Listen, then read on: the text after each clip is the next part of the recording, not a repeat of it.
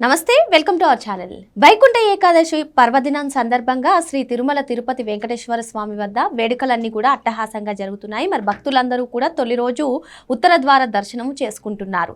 కానీ ఎందుకని వైసీపీ ఈ తిరుమల తిరుపతి వెంకటేశ్వర స్వామి పైన రాజకీయాలు చేయడమే కాకుండా ఈ వైకుంఠ ఏకాదశి రోజున కూడా ఫేక్ రాజకీయాలకు తెరలేపుతుంది? దీన్ని ఏ విధంగా చూడాలి తెలుసుకునే ప్రయత్నం చేద్దాం. దీన్ని విశ్లేషించడానికి మనతో పాటుగా ఉన్నారు సీనియర్ జర్నలిస్ట్ సత్యమూర్తి గారు.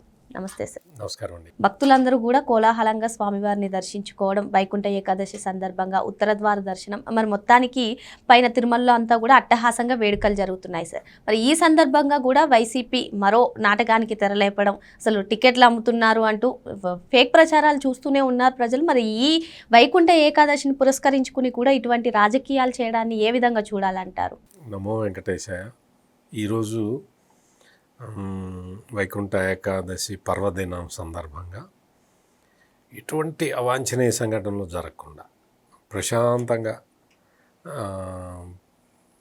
ఉత్సాహమైన వాతావరణంలో స్వామివారిని దర్శించుకోవటం అనేది చాలామంది వాళ్ళు అప్రిషియేట్ చేస్తూ ఉన్నారు. మరి ఇంత అప్రిసియేషన్స్ ప్రభుత్వానికి వస్తూ ఉంటే సాధారణంగా మరి వైసీపీ భరించలేదు కదా. అందుకని చెప్పి వాళ్ళ స్థాయిలో వాళ్ళు ప్రచారం మొదలుపెట్టి చేస్తూనే ఉన్నారు. వాస్తవానికి మొత్తం ఈ వైసీపీకి సంబంధించిన ఎమ్మెల్యేలు, ఎమ్మెల్సీలు వీళ్ళందరూ కూడా మరి వెంకటేశ్వర దర్శనానికి వెళ్ళారు. ఎట్లా వెళ్ళారు అంటే ప్రోటోకాల్ ప్రకారం వెళ్ళారా, లేదు బ్లాక్లో టికెట్లు కొనుక్కొని వెళ్ళారా? ఏదైనా మాట్లాడేటప్పుడు కొంచెం బుద్ధి జ్ఞానంతో మాట్లాడాలి. నువ్వు ప్రోటోకాల్ దర్శనంకి నీకు ప్రోటోకాల్ దర్శనం కావాలి అంటే నీకు విశిష్టమైన దర్శనం నీకు కావాలి. మిగిలిన భక్తులకి ఎవరికి అక్కర్లేదా? వాళ్ళు ఆ క్యూ లైన్లో వాళ్ళు చేసిన హావభావాలు వాళ్ళు అవన్నీ కూడా విజువల్స్ ఉన్నాయి. వాళ్ళేదో పెద్ద ఘనకార్యం సాధించినట్టుగా ఆ రోజాకైతే మరీ అసలు ఎటువంటి జ్ఞానం కూడా లేదు. ఆ దేవాలయ ప్రాంగణంలో రాజకీయాల గురించి మాట్లాడకూడదు అన్న ఇంగిత జ్ఞానం కూడా లేకుండా ఇవాళ ప్రవర్తించింది రోజా. మళ్ళీ జగనన్న ముఖ్యమంత్రి కావాలని ప్రార్థించానని చెప్తున్నది. రాజకీయాలు మాట్లాడకూడదు, మాట్లాడితే కేసులు పెడతారు అన్న జ్ఞానం కూడా లేకుండా రోజా ప్రవర్తించిన తీరు, ఆమె అక్కడ మాట్లాడిన తీరు, ప్లస్ వీళ్ళందరూ కూడా అక్కడికి వెళ్ళిన ఈ వైసీపీ నాయకులందరూ నువ్వు వాస్తవంగా అంటే నువ్వు పరీక్షించడానికి వెళ్ళావా? వెంకటేశ్వర స్వామి మీద భక్తితో వెళ్ళావా? అంటే నువ్వు ప్రభుత్వాన్ని పరీక్షించాలి అని వెళ్ళినట్టుగా నాకైతే అనిపిస్తున్నది. ఎందుకంటే భక్తితోటి వెళ్ళిన వాళ్ళు అక్కడ ఫోటోలకి ఫోజులు ఇవ్వటం అటువంటి కార్యక్రమాలు చేయరు. ఈ వైసీపీ నాయకులందరూ ఫోటోలకి ఫోజులు ఇవ్వటం ఇటువంటి కార్యక్రమాల్లో నిమగ్నమై ఉన్నారు. అంటే వాళ్ళ బుద్ధి వెంకటేశ్వర స్వామి దగ్గరికి వెళ్తే కూడా మారటం లేదు. వాళ్ళు ప్రభుత్వానికి ఒక పరీక్ష పెడదాం మనందరం వెళ్ళి అంటే ఎక్కువ మంది విఐపీలు వీళ్ళందరూ రావటం వల్ల ఏమవుతుంది, ఆ లక్కీ డిప్లో వచ్చిన వాళ్ళకి టైం తగ్గుతుంది. అదే కదా జరిగేది. దాదాపుగా 22,000 మంది విఐపీ వీళ్ళు దాదాపుగా 70,000 మంది దాకా ఈ లక్కీ డిప్లో వచ్చిన వాళ్ళు దర్శించుకున్నారు. బహుశా నేను చెప్తున్నది మధ్యాహ్నం 3 గంటల 4 గంటల లెక్క. ఈ పాటికి 1,20,000 దాటి ఉండొచ్చు. అంటే అంత విశేషంగా స్వామి దర్శనం ఇప్పించటానికి అహర్నిశలు కష్టపడి అక్కడున్న సేవకులు కానీ సిబ్బంది కానీ అంత ప్రయత్నం చేస్తే నువ్వు భక్తుల్ని పరీక్షించడానికి వెళ్ళావా, ప్రభుత్వాన్ని పరీక్షించడానికి వెళ్ళావా, వెంకటేశ్వర స్వామిని పరీక్షించడానికి వెళ్ళావా? అక్కడికి వెళ్ళి ఇకలు పక్కలు మాట్లాడటం వాళ్ళని చూస్తే ఎక్కడా కూడా భక్తితోటి వచ్చినట్టుగా నాకైతే అనిపించలేదు.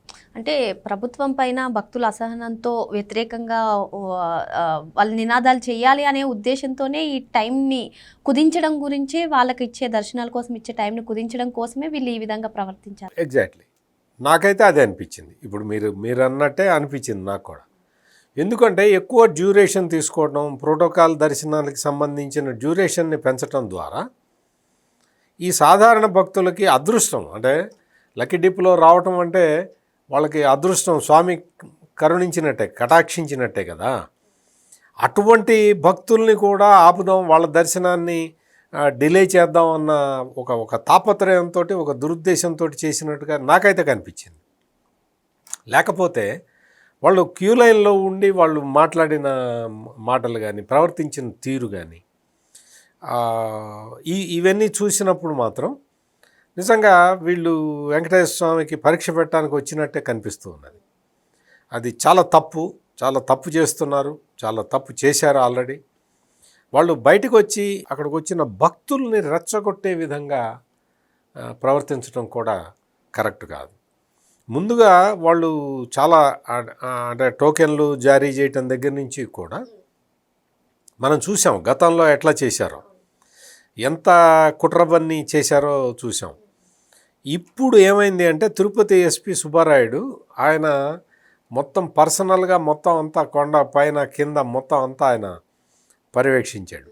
ఆయన ఎక్కడా కూడా ఎవడు అనుమానాస్పద పరిస్థితుల్లో కనిపించినా కానీ వాడిని టాస్క్లోకి తీసుకోండి అని చెప్పి పోలీసులకి స్ట్రిక్ట్ ఇన్ఫర్మేషన్ ఇచ్చేసి వీళ్ళు ఏం చేశారు అంటే ఈ తిరుమల తిరుపతి దేవస్థానం విజిలెన్స్ ఆఫీసర్లు వాళ్ళతో పాటు అక్కడ ఉన్న భద్రతా సిబ్బందితో పాటు లోకల్ పోలీసులు కూడా రెండంచెల భద్రతా వ్యవస్థను పెట్టేశారు. దానివల్ల ఏమైంది అంటే ఎక్కడా కూడా వీళ్ళు ఎవడన్నా కుట్ర పని వద్దామన్నా కానీ కుదిరే పని కనిపించలేదు అక్కడ. పైగా ఎక్కడికక్కడ సీసీటీవీ కెమెరాలు పెట్టి సీసీటీవీ కెమెరాలని వాళ్ళు ఇచ్చే చిత్రాలని ఎప్పటికప్పుడు విశ్లేషించటం, ఇవన్నీ కూడా చాలా పకడ్బందీగా జరిగినాయి. దాంతో ప్రతిదీ కూడా అణువు మొత్తం సీసీటీవీ కెమెరాల్లో నిక్షిప్తం అయిపోయింది. అంటే ఎవరెన్ని కుట్రలు పనినా వాళ్ళకి అది సాధ్యం కాకుండా మానిటర్ చేయగలిగారు. అంతకుముందు మనం చూసాం కదా, అప్పట్లో గోశాల ఇన్ఛార్జిగా ఉండే హరనాథ్ రెడ్డి అనే అతను, భువన కరుణాకర్ రెడ్డి రిలేటివ్, అతను ఉన్న చోటే ఈ తొక్కేసలాట జరిగింది అప్పట్లో. అంటే అటువంటి ఎక్కడా కూడా ఇవి లేకుండా ప్లాన్ పర్ఫెక్ట్గా వేయటం వల్లే ఈ రోజున ప్రశాంతంగా భక్తులు దర్శనం చేసుకోగలిగారు. అఫ్కోర్స్ అంటే సాధారణ భక్తులు అంటే డిప్పులో వచ్చిన వాళ్ళు మాత్రమే వెళ్ళగలిగారు. మొత్తం మామూలుగా గేట్లు ఎత్తేసి అందరిని పంపించే పరిస్థితి లేదు అక్కడ. అప్పటికే వైకుంఠం క్యూ కాంప్లెక్స్లో ఉన్న 31 కంపార్ట్మెంట్లు నిండిపోయి బయటకు వచ్చి ఉన్నారు. అందుకని మనం ఏంటి అంటే ఈ భక్తుల రద్దీని దృష్టిలో ఉంచుకొని దేవస్థానం అధికారులు చేసే సూచనలని పాటించటం ద్వారా కొంతలో కొంత క్రమశిక్షణ పాటించటం ద్వారా స్వామి దర్శనం సులభంగా అవుతుంది. అది ఈసారి రుజువైంది. ఇక్కడ ఈ వైసీపీ నాయకులు చేస్తున్న పనులు కానీ, చేసిన పనులు అక్కడికి వచ్చి ఇవి కొంచెం ఆడ్గా అనిపించినాయి తప్ప భక్తులందరూ కూడా దే ఆర్ వెల్ సాటిస్ఫైడ్. ఈ అరేంజ్మెంట్స్ ఇవన్నీగా ఇంతమంది భక్తులు వచ్చినా కానీ క్యూ లైన్లలో వాళ్ళు ఇచ్చే ప్రసాదాలు మాత్రం కంటిన్యూస్గా ఇస్తూనే ఉన్నారు. అది కూడా మనం గమనించాల్సిన విషయం. కొండ మీద రద్దీ చాలా చాలా తీవ్రంగా ఉంది. ఈ కాటేజీలు కేటాయించటం, డార్మెటరీలు అవన్నీ కూడా మొత్తం అంతా ఫుల్ జామ్ ప్యాక్డ్ ఉన్నాయి. చాలామంది భక్తులు అకామిడేషన్ లేక మామూలుగా దేవాలయ ప్రాంగణం బయట అక్కడే పడుకొని ఉన్నారు. అంటే నేను అనేది ఏంటంటే భక్తులు ఎన్ని కష్టాలైనా పట్టడానికి సిద్ధంగా ఉంటారు. వెంకటేశ్వర స్వామి దర్శనం కలిగితే చాలు అనేది వాళ్ళకు ఉంటుంది. అందుకని స్వామి దర్శనానికి ఏర్పాట్లు చేయాలి తప్ప వేరే విధంగా దీన్ని ఏదో రాజకీయ పరంగా వాడుకుందాము, దీన్ని రాజకీయంగా ఉపయోగించుకుందాం అనేది చూడకూడదు. మరి వైసీపీ వాళ్ళకి మరి ఈ జ్ఞానం ఎప్పుడు వస్తుందో మరి నాకైతే అర్థం కావట్లేదు. కాకపోతే ఏంటంటే ఈసారి వాళ్ళ ఆటలు అయితే సాగలేదు, వాళ్ళ కుట్రలు ఎక్కడా కూడా పని చేయలేదు. ఎందుకంటే ముందు నుంచే కూడా ఈ సాక్షి పేపర్లో, సాక్షి టీవీలో మొదలుపెట్టారు. దాదాపుగా వారం 10 రోజుల నుంచే కన్ఫ్యూజ్ చేయటానికి ప్రయత్నం చేశారు. అంటే భక్తులు, దూర ప్రాంతాల నుంచి వచ్చే భక్తుల్ని కన్ఫ్యూజ్ చేయాలన్న ఉద్దేశంతో వాళ్ళు వాళ్ళ ఇన్ఫర్మేషన్ అంటే ఆఫీసర్లు ఇచ్చే అఫీషియల్ సమాచారాన్ని కాకుండా వీళ్ళు దాన్ని వక్రీకరిస్తూ ప్రసారాలు చేశారు, పేపర్లలో రాసుకున్నారు.